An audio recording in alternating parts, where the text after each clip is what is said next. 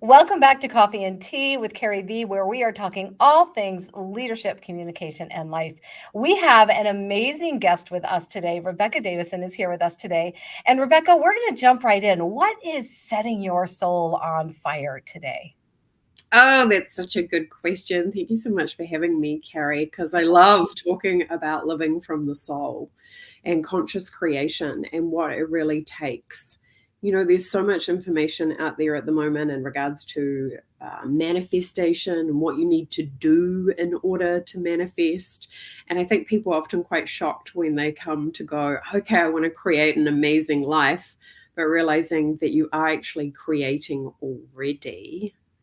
So what we want to do is go, okay, well, if I've already been doing it, how do I just do it with more consciousness? A lot of the times what I see for people is they trying to manifest from their mind, and it's hard, right? When we shift to manifesting from the part of you that knows your soul, your connection to spirit, it becomes a lot easier. But the tricky bit is to learn how to trust your soul and to learn how to trust how your soul communicates and to learn how to respond when your soul's bringing you information. So I'm sure you've had heaps of nudges and hunches and vibes, and magic happens when we follow through on that. But Yes. learning how to communicate with spirit to actually create consciously and not just for something fun to do, right? For this is what I came here for. I'm a conscious creator and I'm showing up moment to moment. So I love having that conversation about what does it take to be a person who knows their power, spiritual power, moment to moment to moment. So it's very, very far beyond this is your next manifestation practice, right? It's like Yes. really about who am I being? So that's what's setting my soul on fire at the moment. I love, love, love this. A while back, I did an entire podcast episode on following those nudges. And when you feel that nudge, it's there for a reason. Mm-hmm. And and I love what you said about getting this manifestation piece from our heads. Book knowledge is great, but if we don't move it into what is really going to make a difference in our lives, it just kind of sits there and doesn't do anything. So how do we do that? How do we get it from a head knowledge down to a soul knowledge? Well, I have a signature program called Intuitive Mastery, and a big part of that and all my programs is I'm not telling you what to do. I'm inviting you to litmus test what I'm offering you, Okay. because there's nothing like somebody having their own experience, right? And we're all limitless beings. There is no hierarchy. So when I offer something, it's for the purpose of like, okay, try this and see what happens, and then accumulate, I guess, your own knowledge, your own awareness, your own wisdom of what happens when you do this and what Yes. feedback you get. And then you become autonomous, right? And the choices that you're making, which is true power to be the person who's like, yeah, I've got this. I can go ahead and create my reality. Because one of the things, of course, we want to start with is understanding the ego reflex. And there's nothing wrong with the ego. It's just a fear-based reflex. But the ego always wants to be special and even safe, right? Whereas your soul knows it doesn't need the validation of being special. Your soul knows that you are safe. And Mm, that can be a big orientation for people, yes. especially if we've had the experience of something that's been traumatic, right? To be the person who's like, okay, I'm not going to let that past experience come into this present moment because my power is here now. We don't want to deny it. We want to actually learn how to honor our feelings. That's a whole other conversation I could have with you that really excites me, because I see so many people who don't know how to process their emotions Mhm. because they do it with a story attached to it. And then the energy doesn't move through the body properly. And if you detach the story and then process the sensation, the energy is going to move more quickly and you'll have more space for your intuitive awareness to drop in. But how do we go about doing this? This is really the journey of knowing self, Mhm. right? Who am I? Where is my attention? Is it here now? like your caption, life is short, choose wisely. That means we're not living in the past or too far forward into the future or even needing to obsess about our own goals because your soul knows what is for you. The Mm. work is to be like, who am I being in this moment? Am I being conscious, my powerful, limitless higher self? Or am I telling myself a story? Or am I going into distraction? You know what this is like, Carrie, right? Like I've had circumstances before in the entrepreneur journey where you know that there's something that you need to do, but you just decide that you need to clean the house. Right? Yes. Oh my gosh, you just triggered me badly. So keep going. Right? Like the brain goes, oh, there's a sensation maybe here of some discomfort. So I'm just going to go and do something that I know, which is familiar, which I know that I can do, Mhm. which creates more feelings of comfort. And then I get a clean house of it. And again, the stories that the mind can create. And often too, people have this, like magnets when they come together and they either go junk or they repel each other. Yes. It's often that kind of feeling when we're getting comfortable with being more powerful. Because when I say power, often people have thought domination, control. Mhm. I'm talking about your power to create, which is your connection with spirit, because spirit can see it all and can guide you in the right direction. Yes. When we're really dropping into that, oh, actually, I am really powerful and it is available now and intuitive awareness is available now. All I need to do is to kind of create a clear channel so the information comes through. And a big part of that is processing emotions. Right? Yes. You can create the space. And then once you get the awareness, it's go. Some of that is balancing masculine and feminine, Hmm. but the emotion piece is huge, right? Like I call it playing musical notes, right? Like, because all your emotions have kind of like a different signature and a different flavor. So, and also, none of them are wrong.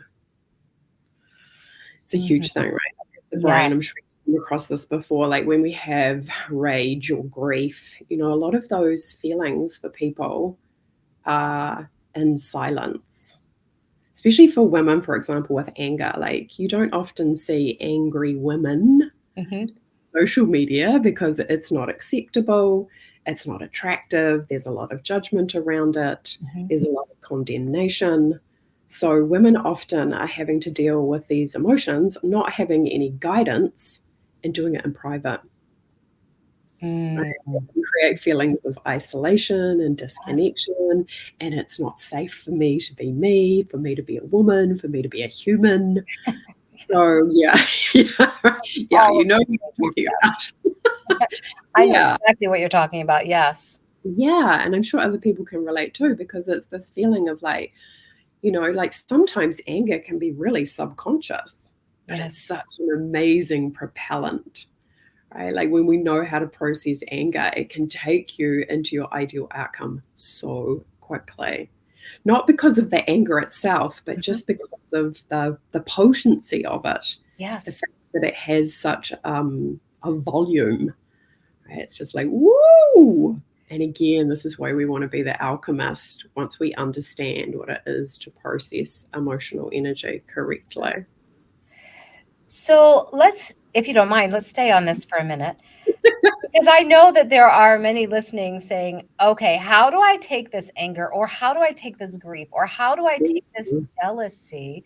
I was mhm, I was brought up to believe that jealousy was an absolute negative emotion. You needed to push it away as soon as you could. And mhm, and when I realized and when I started tapping into, wait a minute, if I'm feeling jealousy, why am I feeling that? Why is it wrong? Not mm, that I don't like the person. If I'm jealous of what they're doing, does that mean that that's something I really want in my life? And mm. how can I process that? So, can you help us process or help us Sure. walk through how we process those feelings that are kind of given to us as negative emotions, Mhm. but how we process them into moving forward and using that momentum Mm. in those From emotions? the level of mind, one of the best things to do is Well, first and foremost, like your emotions are on a spectrum, right? There's the light and the dark, but they're all valid, Mhm. right? There's no such thing as an incorrect emotion. Whatever you're feeling is correct in the moment. Whether it's come from a story in your mind or whether it's a subconscious pattern, it's still correct. Jealousy, for example, whenever you, in the older version of emotions, as I would call it, whenever you deem it to be a negative emotion, I would, like it's to flip to, this is an invitation. What am I being invited into? So, jealousy, for example, what are you being invited into? Mm. When you have that awareness, you're like, oh, this is how spirit is showing me my potential. Because jealousy, for example, like a ballerina doesn't get jealous of a basketball player. There's always somebody who's in your lane. Yes. Right. Yes. Yes. Yeah. So then it's like, okay, the invitation, like I'm seeing this and maybe it's activating some feelings of jealousy. Oh, this is an invitation. These contrasting emotions are actually inviting me into expansion so I can be my version of that experience, which again is always spirit, which what spirit always does, it always expands. So if we're expanding, we come into alignment with spirit. So it's like you haven't done anything wrong, like the ego might try and convince you. You're just being invited into something. Yeah. You're being invited into expansion, which I think is just such a beautiful way of smoothing it out. The actual process, of course, I take people through that. But once you learn how to be present to emotional energy through the body, it is so easy and it is so simple. And it frees up so much space because you think about it, if you're a channel and you've got the energy in there and it hasn't been processed through, it's super hard. Like the brain, what happens to is the body is feeling the sensation, and then the brain is like, whoa, what is that? I'm gonna Yeah. go, I'm gonna go and clean the house, or I'm gonna go and think my way out of it, or I'm gonna go shopping, or I'm gonna go on holiday. Or again, this is often why people, I don't know if this has ever happened to you, gone on holiday and then you get sick. Oh, yes. Yeah. Oh, yes. Because your body's like, oh, we have a break in the weather. And if you're not processing the emotion, what can happen is your body has no other way but to process it through illness. Wow. Like, I need a break. I don't want to talk to anybody, right? I just need to be introspective. And that's what happens. That's how often and I've done that before myself, where you're just like, oh, finally a holiday. Oh my God, I can't believe it. I'm sick. Yes. Yes. Yes. Yes. So the opportunity here again is always a deeper relationship with self, and to learn how to entertain our emotions. And as we know, you know, it's the thought of the emotion that is frightening, right? It's like, I can feel the sensation of it. Some people are literally like, if I feel this, I'm going to die. Yeah. Like, because it can feel so intense. Right. And it's not hard, but it's not of the mind. And to be fair, we want to really celebrate the mind that it tries so hard, right? It's trying so hard to take emotional energy and often think its way through it. And this Yes. is often, yeah, where we get confused, right? Because the mind has endless oh, maybe it's this, maybe it's this, maybe it's that, or that, oh, she gave me a kind of funny look. Maybe, like, and again, the mind's always in the story. Yes. Whether we just collapse that and stay with the energy, it can shift through really quickly. And Mm. this does amazing things because when you have space in your channel and the universe is like, okay, here's the information, and you feel more spaciousness. So it's easy because you're not having to deal with all that other energy. It's so easy to move forward and move into alignment. Mm. And we're really letting, I guess the way to describe it is letting spirit live you. And Mm. who I need to be to trust in that creative process. Where's my ego in that story? Because it's probably quite quiet. Right? You've given it a lollipop and it's like got its I love that analogy. I can see that in my head. Yes. yeah, and spirit's moving through us. And that's what people truly desire, because when spirit moves through us, like some people might call it grace, but it feels amazing, right? It feels divine. There is, as you are creating something, there is satisfaction and fulfillment already here. It's not in the outcome, it's here now, which is ironic because if you're looking at it energetically, that needs to be in place in order for those amazing outcomes to be created. Yes. You know, like the gap, I could talk about the gap all day long about where I am and where I want to be, Yeah. and how people struggle with that so much because often they're trying to do it from the mind. When I get there, I'll feel amazing. When I get there, like I'll be a millionaire and therefore I'll feel special, or I'll feel safe, or I'll feel satisfied, or I'll feel complete. And Yeah. then they get there and they're happy for 5 minutes and they're like, oh my God, it's not giving me what I thought. Yes. Mm. Yeah, that is something that I've dealt with recently in my own life with someone in my life, where when I have this thing, I'll be happy. And when I have this thing, I'll be happy. When I have this thing, I'll be happy. But that thing is never enough. There is always something else, always. And it's Yeah. frustrating because Mm. if you aren't willing to grasp the concepts that you are teaching and that you're Mm. talking about right now, it feels like from looking from one side into the other, you just wanna, like, "Why don't you get this? Who are you becoming? Who do you need to become Yes. in order to enjoy the things that you have?"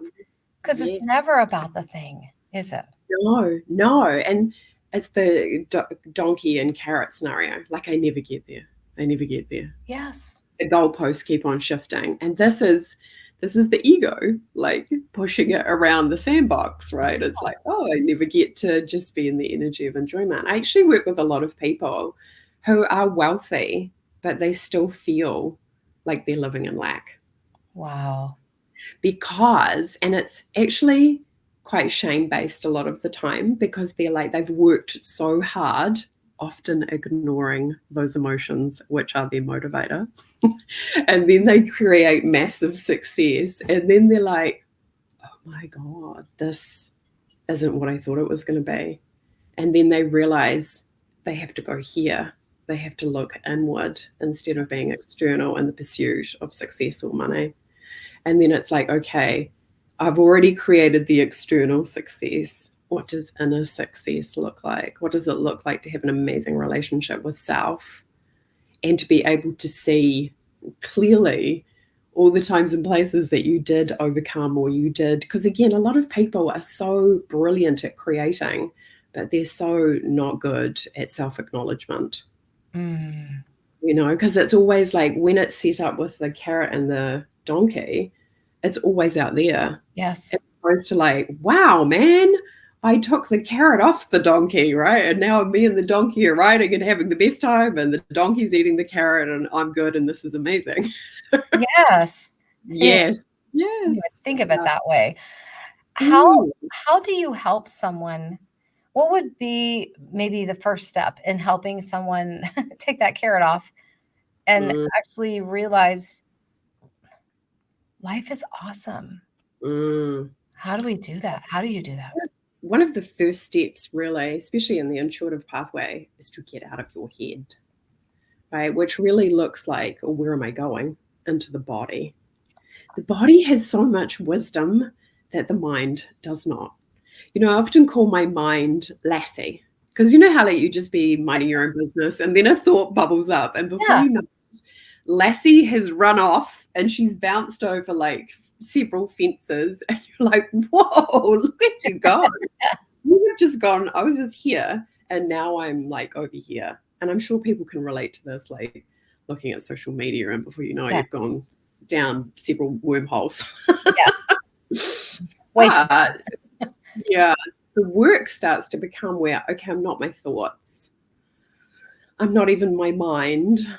and again, this is often a process, right? Create more space between yourself and your thoughts. One of the best analogies I've ever heard about this is your thoughts are like the cars that go outside, and your mind is like the little doggy looking through the pane of glass, looking at the cars, right? So if your mind identifies with the thoughts, i.e., the little doggy runs outside and he gets into traffic, he's going to get run over, which is when we're identifying with our thoughts. We want to create more space. We want to go, okay, this is the thought that I'm having. That's not who I am. You are the observer. I love that. Yeah, you're the one watching the thoughts, which is why I sometimes watch Lassie and I'm like, we're having a good time over there. Because I know that's not who I am. That's just an experience of a thought process I'm having. But this is where we start to regain power, because we're like, okay, knowing that thought, what's happening next? Is it bringing up a sensation in the body? Because this is how the brain and the ego constantly attaching meaning. What does it mean? Yeah. Oh, that person did that. What does that mean? And before we know it, boom, we've often put judgment on it. And that judgment makes us feel bad. The crazy thing about when you start working with spirit, you realize that all judgment is self-judgment. Ooh, let's dive into that for the last few minutes here. Our time is going so fast, and I'm like, no, there's so much more I want to talk about. Let's talk about that. That made me go, let's hear more about that. So, in relationship to money and abundance, you can't receive what you judge. So you can't receive abundance if you're judging it, because judgment creates contraction, and it's saying this is what is reality is wrong. So, and this can lead into guilt and wrongness, etc., of course, which is, number one pandemic. Yes. Yeah, judgment, right? Like when we judge somebody else, even if it's a little thing, where what we're saying is the way that person's showing up is incorrect. Now, this is huge, because this is where the ego gets activated big time, especially when it comes to people who are, hurting other people, wars, etc. Because where there is injustice, there will always be ego.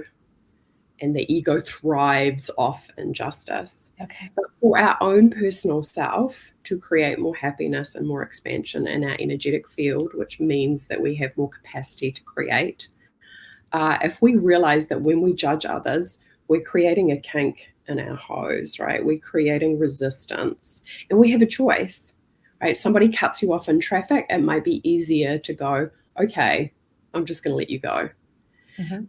When I yell at somebody in traffic, because it does happen, right? We are human. Afterwards, I laugh, because I'm like, oh, I'm just talking to myself. Because everybody is an extension of you, like spirit, we're all connected as souls, right? So often I'll just laugh at myself and say, oh, I'm just yelling at myself. Because that person doesn't know it. They have no concept of me sitting in my car yelling at them. I'm the one having the experience, and I have a choice in relationship to that.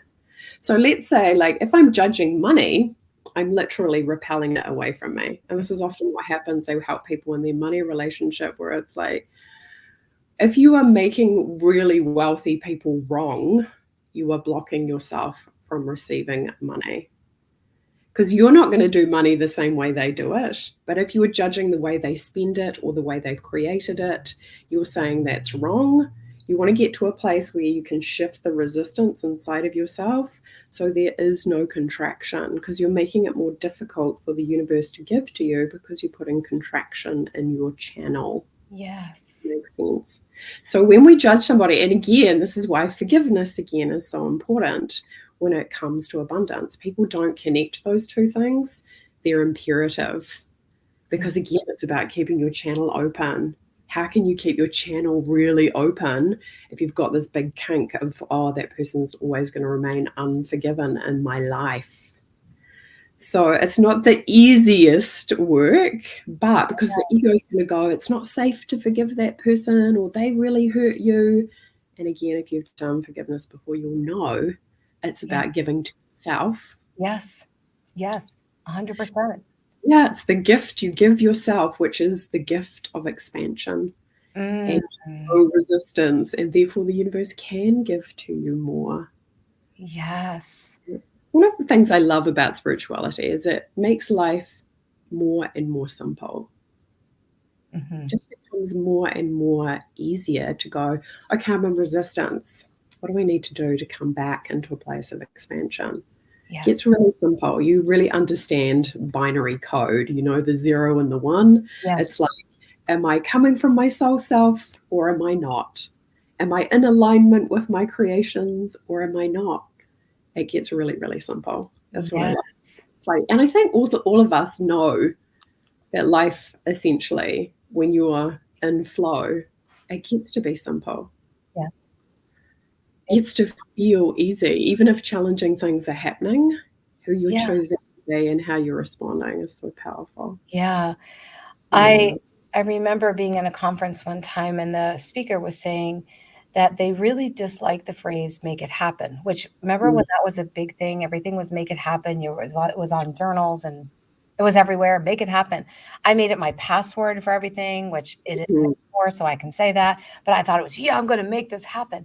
And the Mhm. speaker said, "I really dislike that phrase because when Mhm. you are making something happen, you are living in anxiety. Mm. You let it happen. We are Mm. letting flow." Okay, cool. And I love this conversation. You know why? Tell me. Because this is about masculine and feminine. And as we're discovering, there needs to be both. Yes. Right? The masculine, the feminine receives the intuitive information because feminine energy, open, receptive, etc., stillness, presence. Okay, let that drop in, and the masculine takes action on it. Mhm. It does get to be you can receive in stillness and then take action from a place of like, this is fun and easy and enjoyable, and Yes. repeat that because I think a lot of times people, depending on where their masculine energy is at. I've worked with a lot of female entrepreneurs, so their masculine energy is quite activated. Like Mhm. they get stuff done, they make it happen. Yes. But they have to be careful that they don't overgive, especially if they're a mom, because people don't realize that being a mom is masculine energy. You're giving all the time.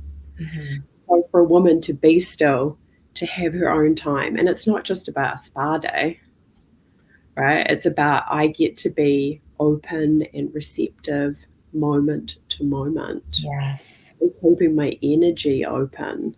Or somebody said something really painful. Ooh, I'm noticing there's part of me that wants to shut down. What do I need to do in order to remain open?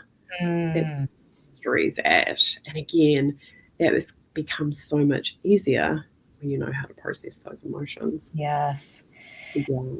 Oh, this is powerful. I could talk we could go on forever. We're just gonna have to have another episode of Talking to You with Carrie V with Rebecca to go even deeper into this. This is so good, and I know that people listening are going to wanna contact you. So, if they wanted to contact you, how could they do that? And I'll put everything in the show notes too, but how can they do that?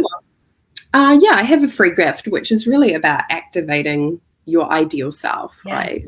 Because your mind can tune into it, but it is a process. Your soul knows, your mind can tune into it. You can start creating those feelings. But again, it's the journey of like, who do I need to be moment to moment?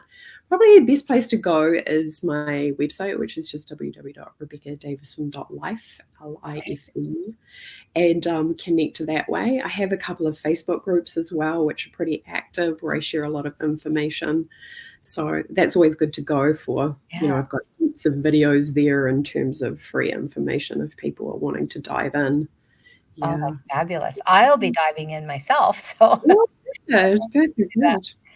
And so one of the questions that I always ask is, Mm. what is your version of your pow pow shoes? What's your superpower? What gets you up and moving every day? Conscious creation. I love it. Like just like a lot of people, I did a lot of is this how you do it? Is this how you think? And the thing is, your soul knows, right? I think a lot of the time it's letting go of all the construction, right? It's like, how does this become easy? And for a Yes. long time, it was like, right, wrong, good, bad, yes, no. And then I realized that was what had to leave. Mhm. Yes. Oh my goodness, this is the problem. And then once I kind of let go of a lot of that scaffolding, and I was like, okay, who am I choosing to be now? How am I showing up in this moment? Okay, there's some contraction here. How am I choosing to respond to this? That's when everything got so much more simple and things went quantum in terms of outcomes. And the beautiful thing is, too, Carrie, I'm really passionate, like amazing money, amazing outcomes are always sweetest when they're just a byproduct of who you're being. Yes. Right? They're not the goal, right? They're Right. not manifestation. I mean, like, it's great making money, right? And I love it because my relationship with money is, like I make in a day what I used to make in a week kind Yeah. of scenario, right? And again, to be the person who's like, you can just clearly see and you've got things in the right place in your internal living room, so to speak. So the Yes. money is a byproduct of pure consciousness. It's a reflection of who I'm being in relationship to myself. Yes. Yeah. That is beautiful. One of my keynotes is the B attitudes, BE dash attitudes, the B attitudes of Mhm. who you want to become. Who do you want to show up as in the world? It's all about who Mm, you're becoming. It's exactly. not what you're doing. It's Mm. it's not climbing the corporate ladder or giving No. the best speech. Who are you becoming on a daily basis? Great. Yes. And yeah, because you're the one who goes to bed every night and knows whether you're in alignment with Yes, purpose or that you have your integrity in the right place, that you're exactly. being, yeah, that's so important, especially as an Yeah. entrepreneur, because it's so easy to look around at other people and kind of go, am I doing it right? Yes, And exactly. that's what's for me. Yes, Yeah. exactly. Oh, I love it. Yeah. So, how about a writing prompt for our listeners? Something to get them journaling. I'm a huge, huge believer in the power of writing. Mhm. Okay, cool. So, I asked this question yesterday, actually, like, to what level am I living as the person who's in alignment with their desires already? Mm, I So, love that. yeah, and again, that's a little bit in alignment with the gift, which is, who do I need to be? How would I be thinking? How would I be showing up? How would my posture be? How would I be interacting with people if I knew my desires were a given? Right? That they're already here, they've already landed. But how would I, because you wouldn't just stop, you're going to continue to show up. Right. So who would I be? You'd probably be a lot more relaxed. Yeah. You'd be very open. You'd be very aware of your intuition. So dropping into what does that look like in the day-to-day experience? Mm, All your desires manifested right now, who would you be tomorrow as you went through the day that you had today? mm. Yeah. I'm going to be journaling on that tonight. I love that. It's fabulous. Yeah. Oh So my gosh, what an amazing conversation. I am thank anxious to tap in to you more and everyone listening. Go to these Facebook pages, go to Rebecca's website. Everything will be linked below this podcast, whether you're watching on YouTube or listening on any of the podcast channels. Click those show notes, connect with Rebecca. She will change your life. She's already changed mine in the short time I've known her. So I know this is going to be a beautiful journey for all of us. Rebecca, thank you so much for hanging out with us today. Oh, Carrie, thank you so much. Thank you so much for your amazing platform and all your incredible listeners, and for you and the light that you bring. So wonderful to connect with authentic, beautiful people. Powerful Yes. lady. Thank you. Thank you, Rebecca.